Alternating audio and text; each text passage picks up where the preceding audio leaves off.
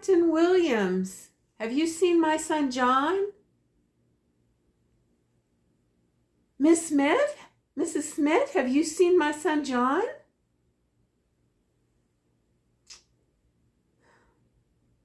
Hello? Are you here to learn about liberty? I must admit that I have more questions than answers. But right now I'd like to know where my son John is and if he's okay.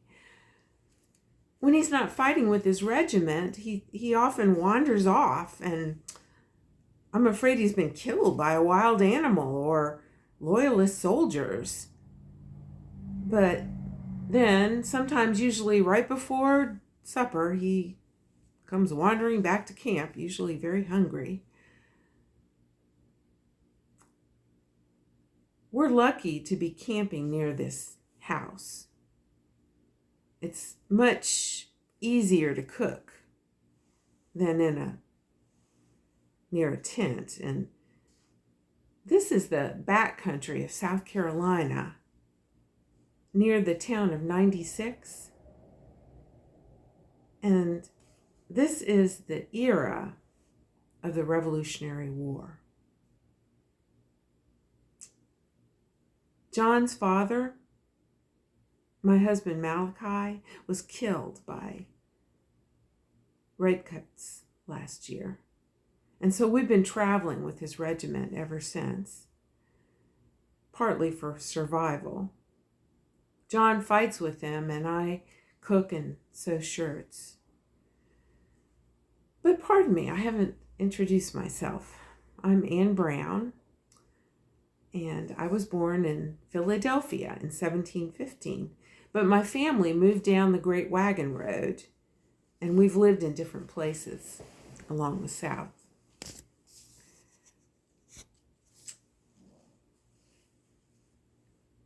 I should tell you that I'm not a real person. I'm imaginary, and so are my friends.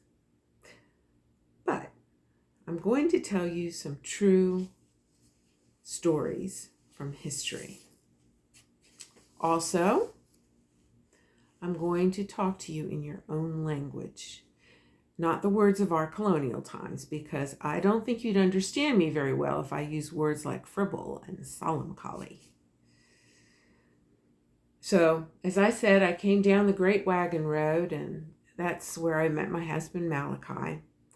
And we settled down and built a tavern, and the travelers who stayed with us would tell us stories about what was going on in the other colonies. And I can't read much, but I'm curious, and I ask a lot of questions. So, along with cooking and cleaning the tavern, I raised my family, and I worked hard in those days. But usually on Sundays, I would have time to sit on the porch and enjoy the seasons changing and hear the songs of the birds, the smell of the forest. Sometimes flocks of wood pigeons would be so endless that they darken the sky. And buffalo would roam through the valleys. And sitting on that porch, I like to sing songs that I learned in the tavern. And here's one of my favorites. One morning, one morning in May, oh, I saw a fair couple a-making their way. And one was a lady so fair, the other a soldier, a brave volunteer. Good morning, good morning, good morning to thee. Oh, where are you going, my pretty lady? Oh, I'm going to the bank of the sea, to see waters gliding, hear the nightingale sing. Oh, those times were sweet.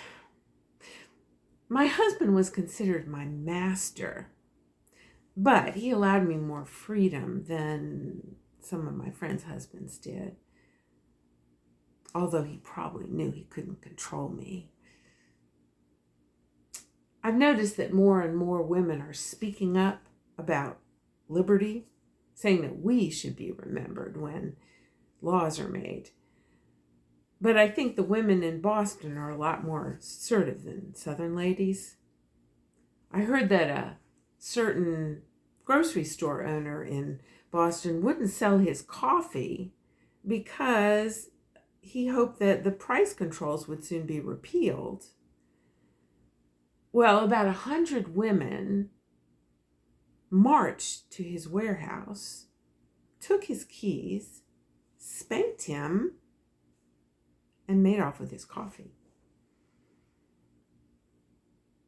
I heard another story about a young white woman who had been captured by the Cherokee when she was a small girl, and she was raised by them. And as an adult, she had the opportunity to come back to a white settlement, but she refused. She said that white women had less freedom. And I wonder, what is liberty to a Cherokee woman?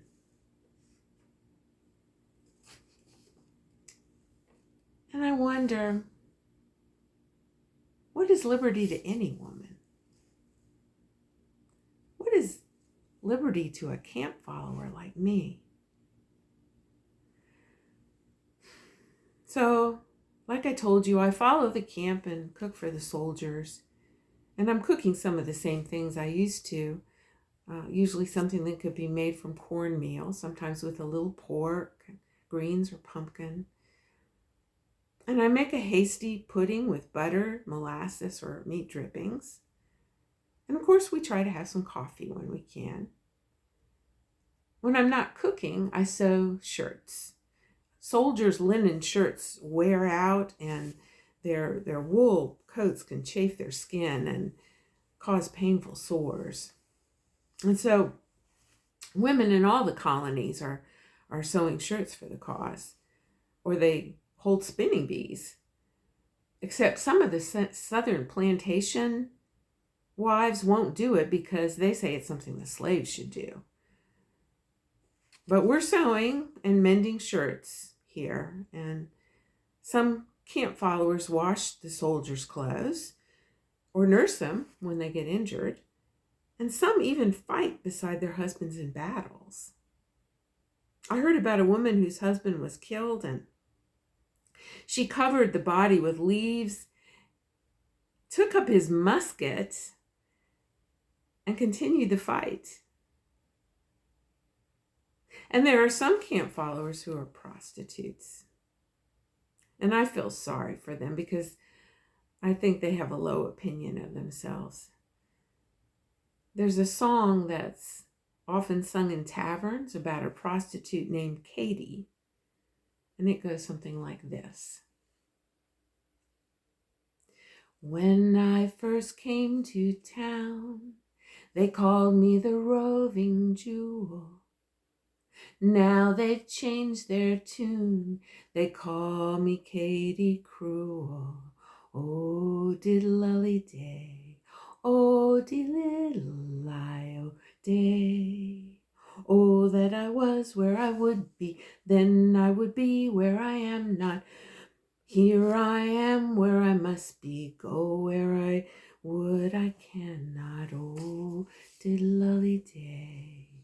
Oh, diddle-lie-o day. I had a Cherokee friend named Katie, but she wasn't a prostitute. I don't remember her Cherokee name. We would call her Katie. And she was the wife of a white trader, Joshua. And they would stay in our tavern from time to time. And Katie would tell me stories about her clan. In their tribe, clanship is passed through the mother. And so women were considered the head of the household. And the home and the children belonged to her. should she separate from her husband. But not for Katie, since she married Joshua and moved away. Well, Katie made these beautiful river cane baskets with a lovely double weave design. And she would use them to hold what she called the three sisters, which were corn, squash, and beans. And Katie loved the same birds and animals that I did, and she would tell me about her tribe's love of their land and all its creatures. And you know, the Cherokee live in towns near the mountains, but their hunting grounds extend far east. Katie told me a story that helped me understand the Cherokees' fear about overcrowding in their land. And you should hear this from Katie or from another Cherokee because it's their story. But I'll do my best to tell it to you the way that I remember it. And it goes something like this. The earth is a great island floating in a sea of water and suspended at each of the four cardinal points by a cords hanging down from the sky vault, which is made of solid rock. And when the world grows old and worn out, the cords will break and the earth will sink into the ocean and all will be water again. And the Cherokees are afraid of this. So how did the earth come to be? Well, when all was water, the animals were up above the sky vault, and it was very much crowded up there, and they were wanting more room. And they wondered what was below the water, so they sent the little water beetle to see if it could learn something. And it darted in every direction and couldn't find a firm place to rest, and so then it dove to the bottom and came up with some soft mud, and which began to grow and spread on all sides, and it became the island, which we call the earth. And it was afterwards fastened to the sky with the four cords, but nobody remembers who did this. At first, the earth was flat and very soft and wet, and the animals were anxious to get down, and so they sent out different birds to see if it was yet dry. But they found no place to alight, and so they all went back above the arch.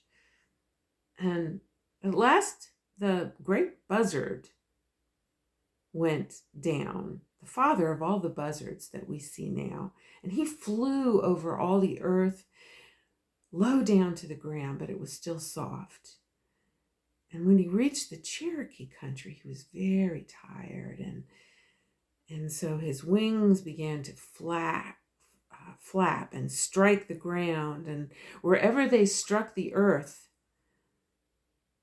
there was a valley, and where his wings would rise again, there was a mountain. And the animals saw this, and they called him back because they were afraid the whole world would become mountainous. But to this day, the Cherokee country remains full of mountains. You know, I could never understand why my white neighbors were so afraid of the Cherokees until I heard that the British were recruiting Cherokees to fight with them against the Patriots. But that surprised me because I also heard that the Cherokees had heard about the Declaration of Independence and declared their own independence. So I wondered, what does liberty mean to a Cherokee warrior?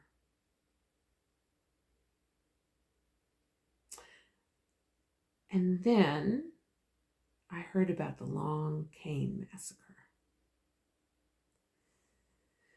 Those people that were massacred, they came down the same Great Wagon Road that we did. And they settled in the Long Cane area, which is not too far from here as the crow flies. Maybe a day's ride on horseback. And they say that Patrick Calhoun started the settlement on the eastern side of Long Cane Creek. But he wasn't satisfied with that area. And so he crossed the water and built a cabin several miles into Cherokee territory in their hunting grounds. And the folks in Charleston were pretty upset about that because it was against the Saluda Town Treaty. However, Patrick said he received special permission from the Cherokee to do it. Anyway, many other families moved to the area and started farming. And then one day, several settlers on isolated farms were killed by the Cherokee. And so the others moved to the settlement at Long Cane, but it wasn't safe either because it wasn't fortified. And so they decided it wasn't safe to stay. And Patrick split the settlement into two groups. One headed to the closest fortified settlement, and they arrived safely. And later, Patrick led his family and the remaining settlers back across Long Cane Creek into British territory, and they camped. Well, it wasn't too long after that that over 100 Cherokees arrived. And they had bows and arrows, tomahawks, and guns. And they killed somewhere between 20 to 40 settlers. The white people are also afraid of people of African descent. And that's because of the insurrections. Most people know about the big uprising on the Stono River near Charleston in 1739. And that's when about 20 Africans raided a store near Wallace Creek, a branch of the Stono River. And they stole weapons, killed 2 shopkeepers, and marched south toward Florida, where they hoped to be free. And along the way, they killed overseers on plantations and recruited enslaved people to join them. And they were waving flags and beating drums and shouting, "Liberty!" But then white colonists caught up with them at the Edisto River and killed most of them. And some were sold off to the West Indies. Well, that caused the Cherokee authorities to tighten their control. The Charleston authorities, to tighten their control over the enslaved, so they can't assemble in groups or learn to read. And still, there have been other incidents. For example, in 1765, also in Charleston, there were actually some white colonists who were protesting the British Stamp Act. So they were in the streets shouting, "Liberty!" And they must have been heard by some of the enslaved people, because they left their plantations and were also marching in Charleston, shouting, "Liberty!" But authorities got the Catawba Indians to hunt them down and destroy their camps. And I wonder, what does liberty mean to an enslaved Black person?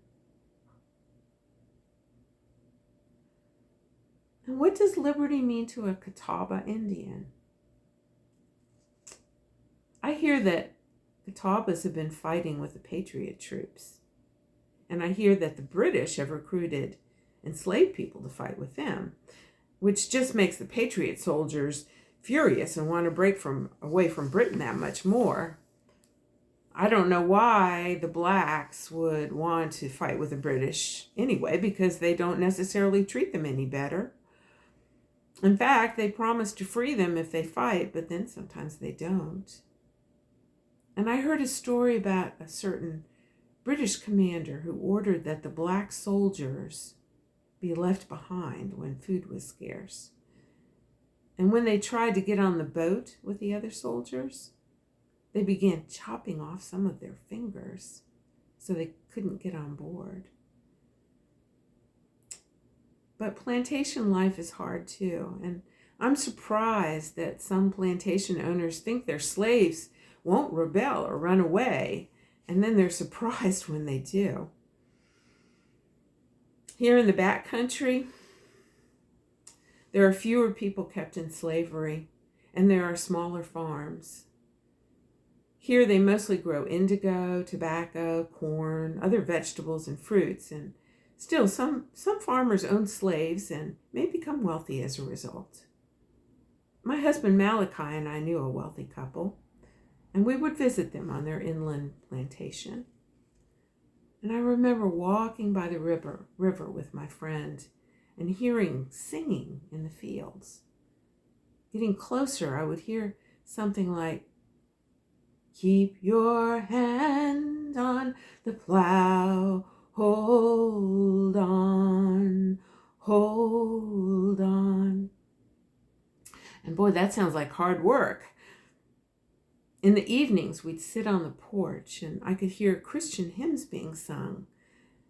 I heard one that sounded something like this. When Israel was in Egypt's land, let my people go.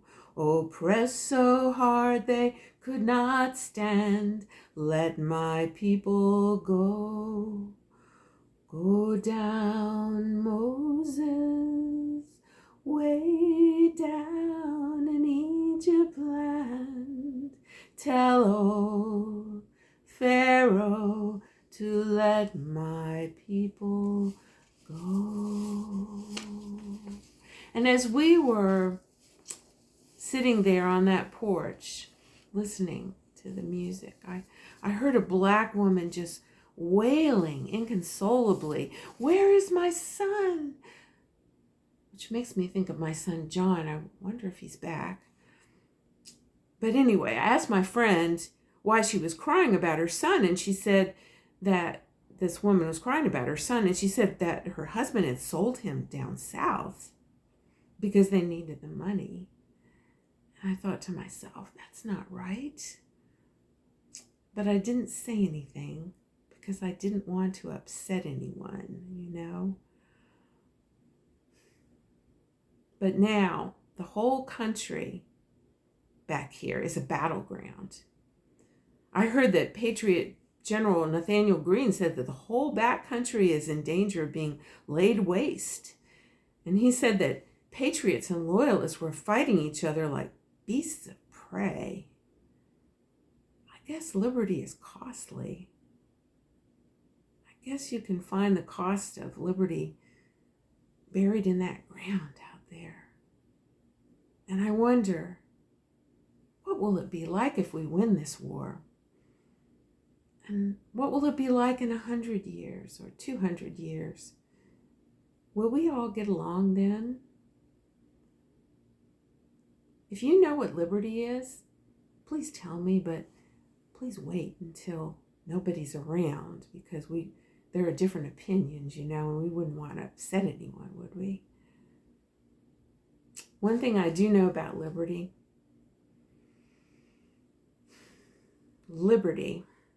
is sweet.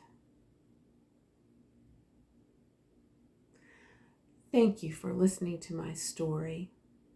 Please enjoy your liberty today.